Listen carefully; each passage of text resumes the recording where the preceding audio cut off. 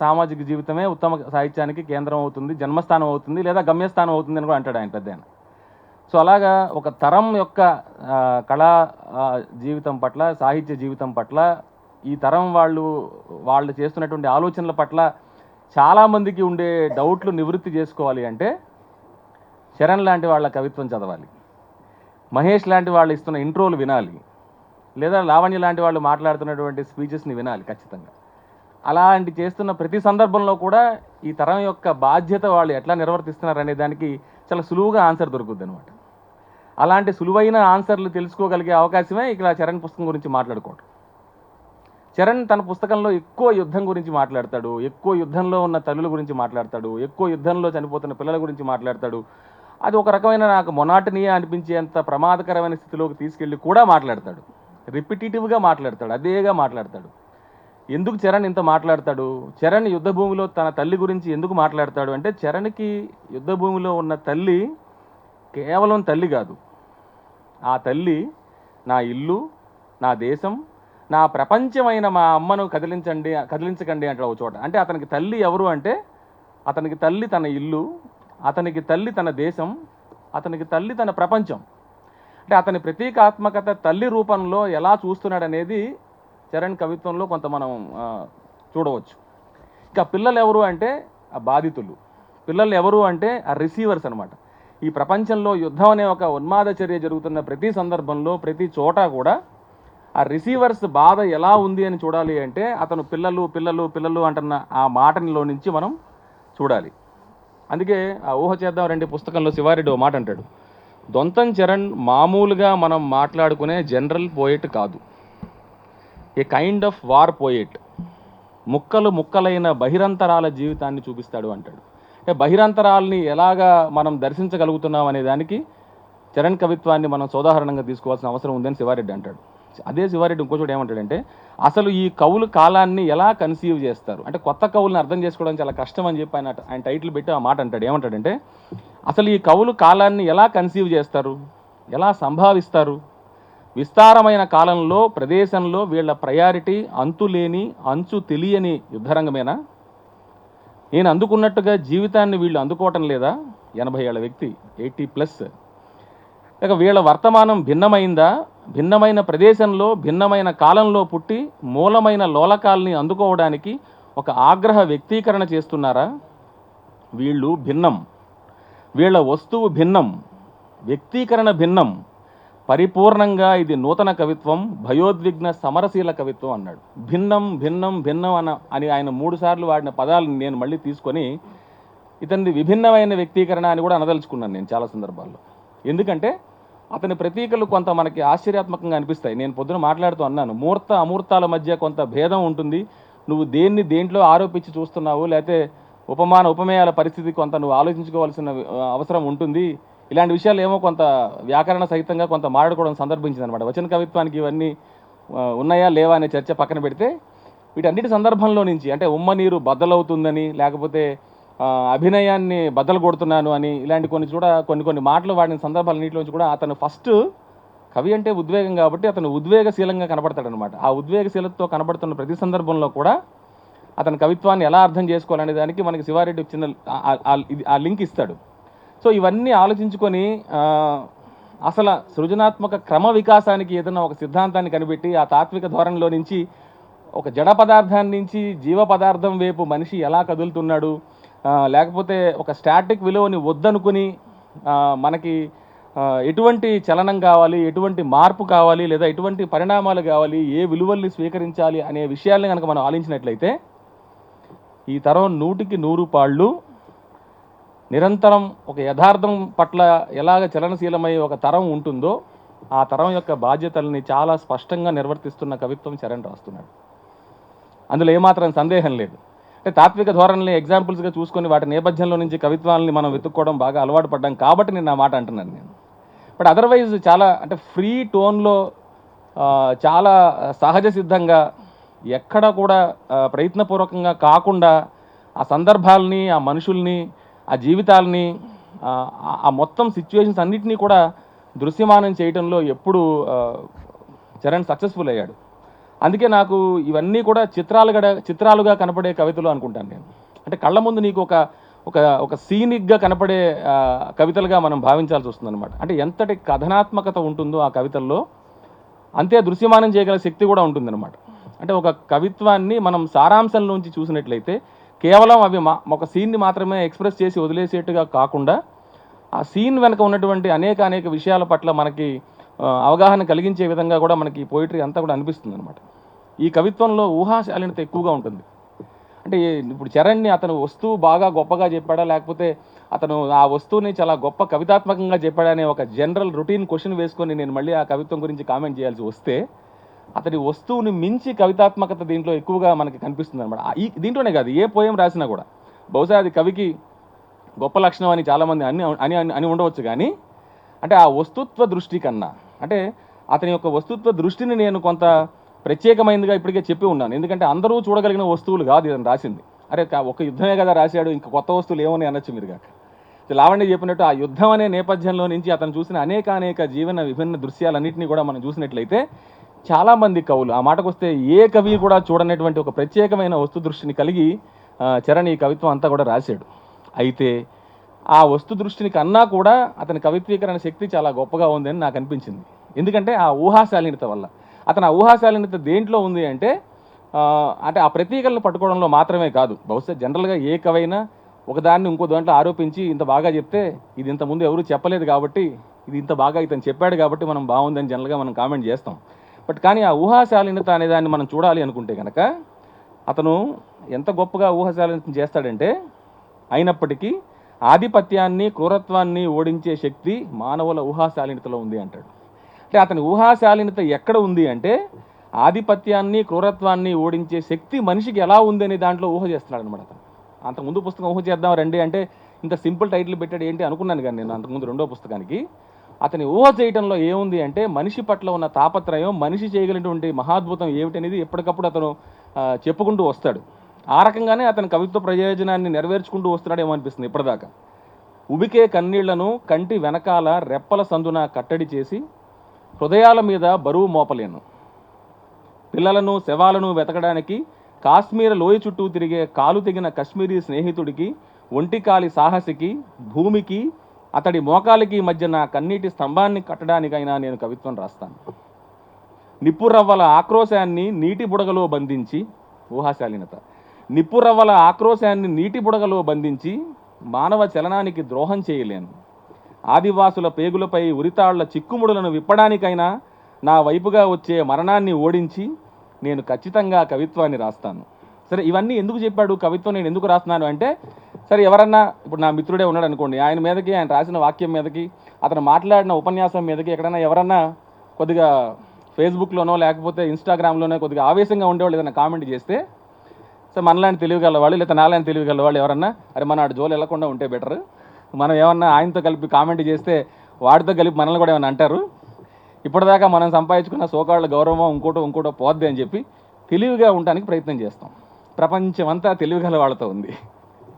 తెలివిగల వాళ్ళతో పెద్ద ప్రయోజనం లేదు. అది కొంతకాలం గడిచాక కానీ తెలిసి రాదు. కొంత ఫూలిష్నెస్ అవసరం కదా. సో కాబట్టి ఇదే కార్యాచరణ చెబుతూ చరణ్ ఏమంటాడంటే, దుఃఖాన్ని నాభిలోనే బిగపట్టి నాలోని భావ వ్యక్తీకరణ స్వేచ్ఛకు భంగం కలిగించే చర్యలు నేను చేయలేను. నేను చెప్పదలుచుకుంది చెప్తాను, రాయదలుచుకుంది రాస్తాను, మాట్లాడదలుచుకుంది నేను మాట్లాడతాను. ఎంత మంచి లక్షణం ఇది. ఈ మంచి లక్షణాలు ఈ రోజుల్లో ఉన్న కవుల్లో చాలా తక్కువ మందిలో ఉంటాయి. ఇలాంటి వాటిని ఎంతటి సీనియర్ మోస్ట్లు అయినా సరే వాటిని స్వీకరించి దాని తగ్గట్టుగా బతకగలిగితే జీవితంలో చాలా గొప్ప పని చేసినట్టే. సో ఈ రకంగా అతని కవిత్వానికి కొంత ప్రయోజనాత్మకత చేకూరిందని నేను భావించాను అనమాట. ఇతనిలో కొంత భావజాల సంఘర్షణ కూడా ఇంకా మనకి కనిపిస్తూ ఉంటుంది. ఏంటి భావజాల సంఘర్షణ?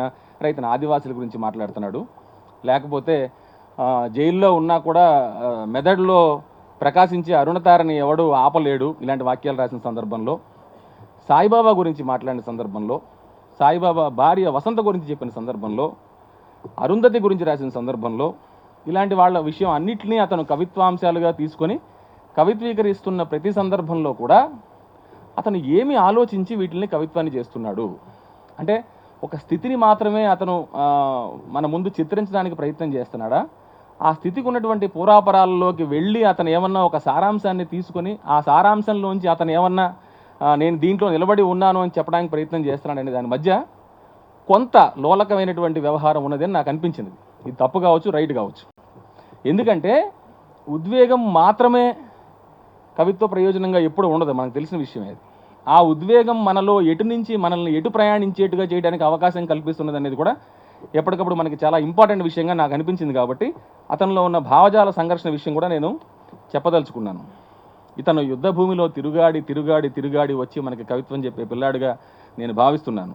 ఇతనిలో లావణ్య చెప్పినట్టు ఆ ప్రవాసానంతర దుఃఖ ఛాయలు చాలా చోట్ల మనకి కవిత్వంలో కనిపిస్తాయి.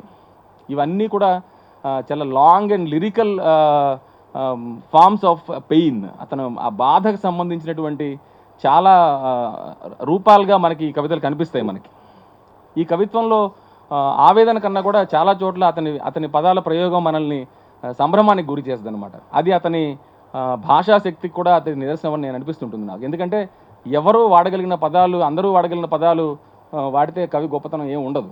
అలా అని అదేదో ఎదుటి వాళ్ళకి అర్థం కాని రకరకాల పదాలు తెచ్చి వాడటం కూడా అది ఉపయోగపడే పని కాదు. చరణ్ ఎక్కడ ఏ పదాన్ని ఎంతవరకు వాడగలడో అంతవరకు వాడిన తనం అతని కవిత్వంలో మనకి ఎక్కువ కనపడుతుంది. ఈ పుస్తకంలో కూడా చాలా స్పష్టంగా కనిపిస్తుంది అనమాట. అందుకని ఇందాక నేను ఆ భావజాల సంఘర్షణ విషయంలో మాట్లాడదలుచుకున్న మాట కూడా ఏంటంటే అవ్యవస్థీకృత విప్లవ భావజాలం అనదలుచుకున్నాను నేను అనమాట.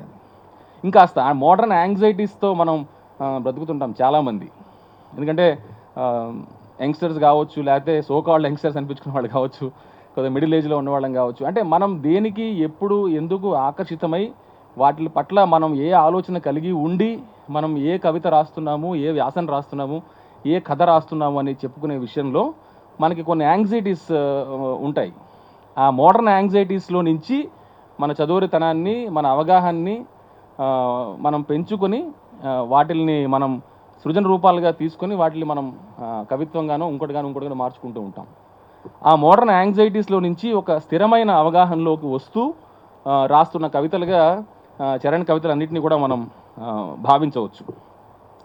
అతను ఈ ప్రపంచాన్ని చూసే చూపు చాలా ఆ పెర్పెచువల్ వండర్మెంట్ అంటాం కదా, అదేదో ఒక ఆశ్చర్యార్థకంగా ఆనందంగా. ఇందాక మహేష్ చెప్తున్నప్పుడు ఆ కంటిలో తడి ఊరుతున్న సందర్భాల్లో నుంచి ప్రపంచాన్ని చూడగలుగుతున్నాడు అని, చాలా గొప్ప విషయం అది. అంటే మనం రోజు రోజుకి చాలా పెళుసుబారిపోతున్నాం. మనం became so crystal clear like mirrors where we don't find any tears on them. అంటే మనం ఎక్కడ కూడా ఆ తడి స్పర్శ లేని మనుషులుగా మారుతున్న కాలంలో నుంచి ఇతను మనిషి కోసం తపన పడుతున్న సందర్భాలని ఎప్పటికప్పుడు కవిత్వంలోకి తీసుకొచ్చాడు. అందుకనే అతను సాయిబాబా కానీ వసంత కానీ ఒక ములాఖాత్కి వెళ్ళినప్పుడు వాళ్ళ పరిస్థితి, వాళ్ళ అనుభవాలు, వాళ్ళ సెంటిమెంట్స్, వాళ్ళ ఫీలింగ్స్ ఎలా ఉంటాయని చెప్పి కూడా అతను ఊహ చేస్తాడు. అసలు ఆ మాటకు వస్తే కవిత్వం అంతా కూడా ఎక్కువ అతనిది ఇదే ఉందన్నమాట. రాజ్యాన్ని భయపెట్టిన సాయికి సలాం, రాజ్యాన్ని మరింతగా భయపెట్టించగల వసంత నవ్వుకు సలాం, ములాఖత్ అంటే అర్థం నేర్పిన ఇద్దరి ప్రేమికులకు సలాం అని చెప్పి వాళ్ళిద్దరూ కలిసినప్పుడు ఉన్న ఆ ఉద్విగ్న క్షణాన్ని కూడా ఇతను కవిత్వం చేస్తాడు. అలాగే ఇంకో చోట మనిషి మీద మరో మనిషికున్న ప్రేమను చీరడం అంటే అని చెప్పి అని ఒక వాక్యం రాసి ఏం చెప్తాడంటే, ప్రియుడు రాసిన ప్రేమ లేఖలను నీ చేతుల్లోకి చింపినంత సులువ, స్త్రీలు దాల్చిన గర్భాలను నీ రక్కెసి పళ్లతో చీరినంత సులువ. ఇవి ఇంత సులువు అనుకుంటున్నావు కానీ నువ్వు మనిషి మీద మరో మనిషికున్న ప్రేమను చీరడం అంటే నువ్వు చేసే పనులంత సులువు కాదురా బాబు అంటాడు. అంటే కవి యొక్క ఆశాభావం, కవి యొక్క ఆలోచన మనిషి పట్ల ఎంత గొప్పగా ఉందంటే, నువ్వు మనిషి మీద ఇంకో మనిషికున్న ప్రేమని అంత ఈజీగా నువ్వు ఎరేజ్ చేయలేవు అంటాడు. అంటే ఎరేజ్ అనే పోయం రాస్తూ అది మనం ఇప్పటికిప్పుడు మనం టెస్ట్ చేసుకోవాల్సిన విషయం, మనం తర చూసుకోవాల్సిన విషయం. అది అంటే మనకి ఇంకో పక్క మనిషి మీద ఎంత ప్రేమ ఉంది, ఇంకో పక్క మనిషి దాకా వెళ్ళడం దేనికి ముందు నా చెల్లి మీద ఎంత ఉంది, నా తమ్ముడి మీద ఎంత ఉంది, మా ఇంట్లో పెంచుకునే కుక్క మీద ఎంత ఉంది, మా అమ్మ మీద ఎంత ఉంది, ఇవన్నీ ఆలోచించుకొని నా స్నేహితుల మీద ఎంత ఉంది, ఇవన్నీ ఆలోచించుకుంటే ఆ పరస్పర ప్రేమ అనే విషయం ఎంత సున్నితమైన, ఎంత విలువైన, ఎంత ముఖ్యమైన విషయమో మనకి అర్థమవుతుందన్నమాట. కవులు పెద్ద పెద్ద సైంటిఫిక్ విషయాలను ఏమి డిస్కవరీస్గా, ఇన్వెంటరీస్గా చేసి మనకేం చెప్పరు. చాలా చిన్న చిన్న విషయం, మనిషి మీద మనిషికి ప్రేమని చీల్చడం నువ్వు చేసే పనులంత సులువు కాదురా బాబు అని చెప్పి రాజ్యాన్ని ఉద్దేశించి చరణ్ అన్నాడు అనుకోండి. అప్పుడు మనకి మన పట్ల మనం ఇంకొకళ్ళ పట్ల మనం ఎలా ఉన్నాము అనే చిన్న విత్తనం అది మనలో పడుతుందన్నమాట. అది కవి యొక్క విశాలమైన ఆలోచన దృక్పథం ఎదుటి వ్యక్తిలో ఒక చిన్న కదలికను తీసుకొచ్చే ప్రయత్నం చేయడం అనమాట. అలాంటి ప్రయత్నం చరణ్ చేస్తాడు. అలాంటి ప్రయత్నం కవి పుస్తకం అంతా ఇదే చేశాడు. శబ్దాల మీద లాఠీల దాడి ఏ పక్షులు సహించు అంటాడు. పక్షుల్ని ఎందుకు ప్రతీకగా తీసుకున్నాడు? పక్షులే సహించవరా బాబు, మనుషులు ఎందుకు సహిస్తున్నారా అంటాడు అనమాట.